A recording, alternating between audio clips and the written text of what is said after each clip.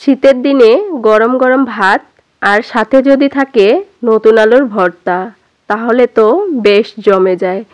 এক নিমিষেই এক প্লেট ভাত খেয়ে শেষ করা যায়। হ্যালো এভরিওয়ান, আসসালামু আলাইকুম।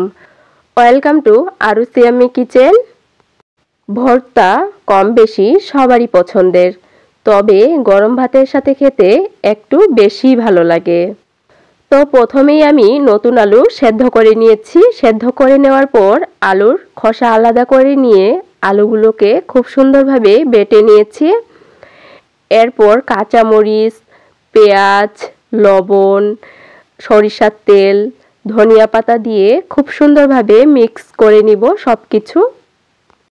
অনেকেই আছে কাঁচা ধনিয়া পাতা খেতে পারে না, আর ধনিয়া পাতার ফ্লেভারটাও নিতে পারে না, কিন্তু আলুর ভর্তার সাথে এভাবে মেখে বেশি করে সরিষার তেল দিয়ে যদি আলুর ভর্তাটা বানানো যায়, তাহলে কিন্তু বুঝতেই পারবেন না যে এখানে ধনিয়া পাতা দেওয়া হয়েছে।